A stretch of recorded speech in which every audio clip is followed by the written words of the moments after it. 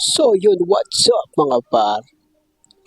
Panibagong video naman ang ating re-reaction. Ito ay kay Pipoy Tandok. Ulit. Ang title nito ang 10 pinakanakatakot na video sa buong mundo. So, tingnan natin kung totoo. Play na natin to para matapos na.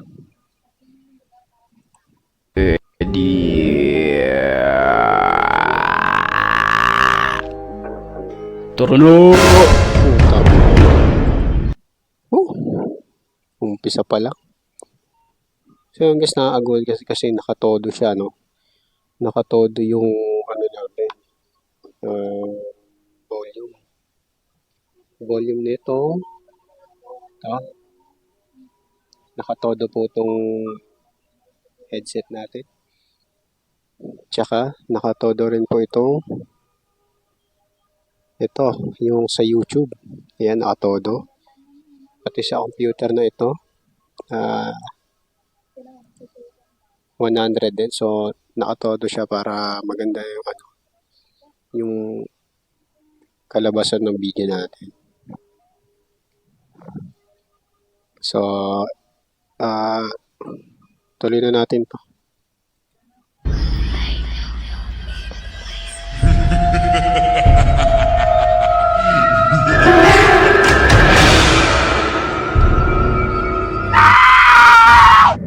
Oras ng hating gabi nang magising ang lalaki na siyang kumukuha ng video dahil sa ingay sa kanilang bubungan.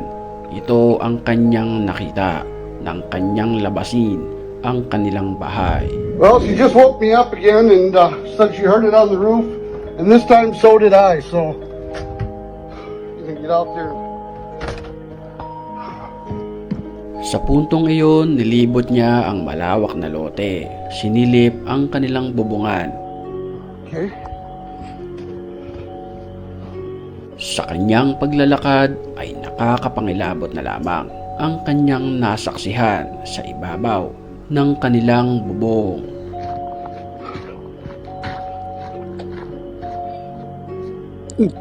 Ano yun? Ito.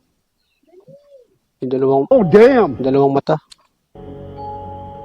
Holy shit, alright. Son of a bitch is one on the other side of the house. Animoy isang nilalang na nanlilisik ang mga mata ang kanyang nakita na sumilip sa bubong at hindi pa dyan natatapos.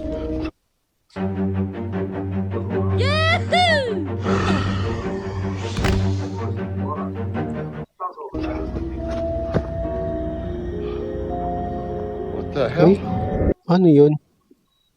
Ito. Wala naman to kanina. Isang nakakapangilabot na kalansay ang nasa ibabaw ng kanyang bubungan. What the son of a... What's going on here?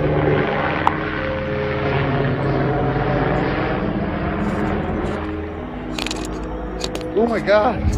La ilaha illallah! La ilaha illallah! Sa video naman na ito, tila takot na takot ang isang lalaki na pumasok sa isang abandonadong lugar para mag-explore. Dito, nakaramdam siya at nakakita siya ng mga pinaka-nakakapangilabot na pangyayari na dito niya lang naranasan sa tala ng kanyang buhay. La ilaha illallah! La ilaha illallah! Allahul Qawi! Wa antum al-du'afa!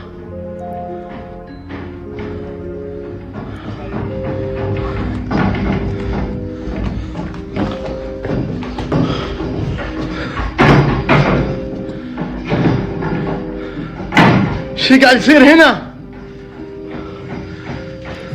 يا ويلي يا ويلي يا ويلي يا ويلي يا ويلي يا ويلي لا لا لا لا لا لا لا لا لا لا. Alas 12 naman ng hating gabi nang maispatan ang isang matandang babae na sumasayaw sa kalagitnaan ng kalsadang ito. Mira. Ah, cabrón. Mira, güey. No mames, está bailando, güey. Kinunan nila ito ng video dahil na rin sa takot at pagtataka kung bakit ito ginagawa ng babaeng matanda hanggang sa Bago nating ituloy, batiin muna natin sa mga Nakagulat naman yun. pagkakataong ito ang mga certified matapang. At kung gusto mo rin mapabilang sa kanila, mag-comment ka lang. Ang may pinakamalulupit na comments, yun ang ating pipiliin. Back to the story.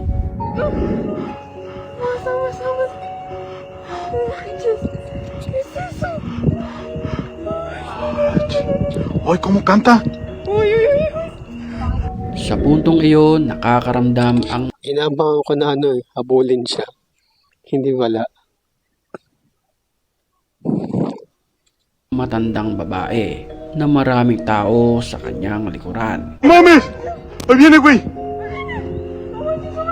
¡Vienes acá, güey! ¡Vienes acá, Junior!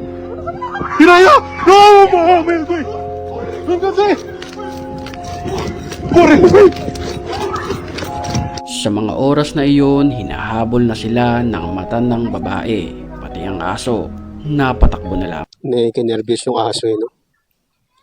lamang dahil sa takot. ¡No mames! ¿Viste eso? Mira, este güey está bien espantado, güey. Ayon sa ilan, posibleng ang nakunan ng video ay isang Serbian dancing lady. Gayunpaman, paano kaya kung maglaban ang isang Serbian dancing lady versus aswang? Sino ang mananalo? Comment mo naman ang iyong opinion sa comment section. Sinubukan namang pasukin ang tunnel na ito ng isang lalaki. Dito, nakarinig siya ng Naku, basa yung tunnel. nakakapangilabot na sigaw na animoy isang tinig ng isang aswang. Panoorin natin. What the hell? Hello?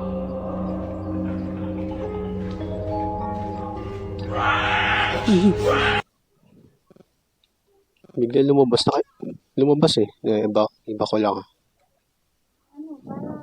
Dito. May dalawang mata eh. Parang ito ata yun eh.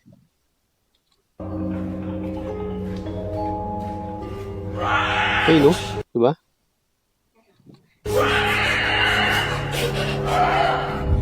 Dahil sa kanyang narinig, napaatras na lamang ito at hindi na muli pang tumuloy sa dulunan ng tunnel.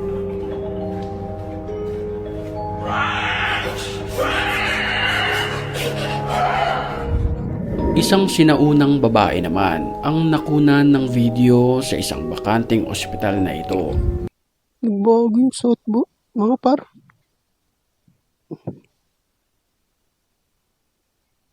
Ito mga par. Ayun o, tinan mo. Nakapula siya. Tapos pagdating niya rito sa isang bintana, parang naagaw na siya. Babae naman ang nakunan ng video sa isang bakanteng ospital na ito. Makikita na nagpalit ito ng anyo matapos itong dumaan sa pagitan ng dalawang salamin.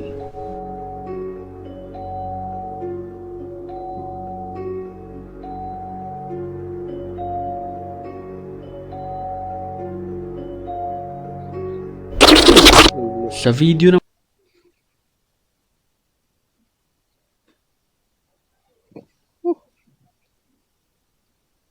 Hindi ko na paghandaan yun ah.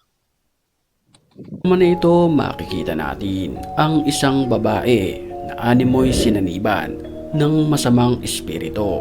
Mapapansin sa kanyang mga kilos na posibleng kontrolado ito ng espiritu ng demonyo.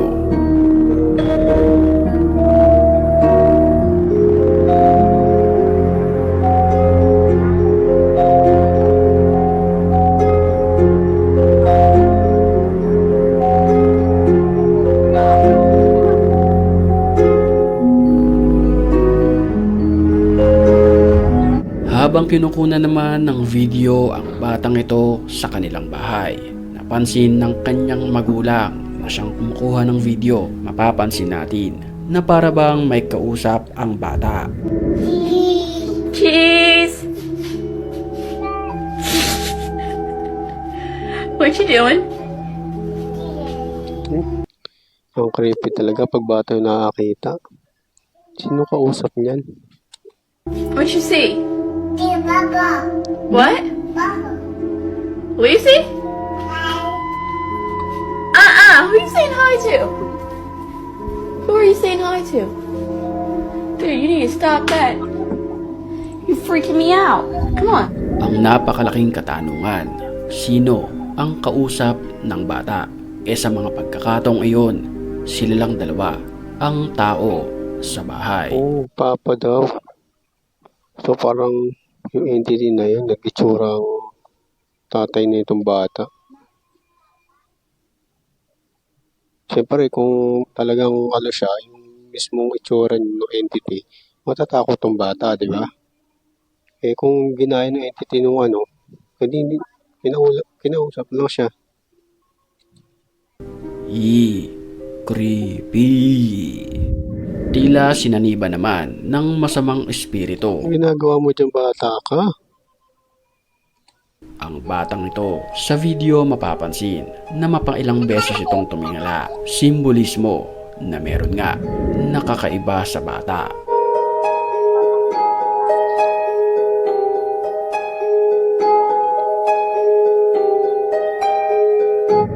Tila kakaibang nilalang naman ang nadaanan sa isang abandonadong lugar na ito.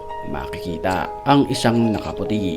Marahil ito raw mismo ay isang Nakasilip. miyembro ng kulto. Para sa mga hindi nakakaalam, ang kulto ay kumakatok di umano ng alas 12 sa mga bahay at kung mayroong kang gamit sa labas ng bahay, partikular ang mga tsinelas, ito ay gagamitin nila at dadasalan para buksan mo ang pintuan at daling ka sa kanilang ritual. Well, paniniwala lang naman yan, pero hindi pa napapag-aralan at wala pang ebidensya na magpapatunay sa mga ganyang gawain. Naku, may huli po. Patapos na eh. Ba't lumabas ka pa? So, yun guys. So, yun mga par. Hanggang dito na lang. Salamat sa panonood.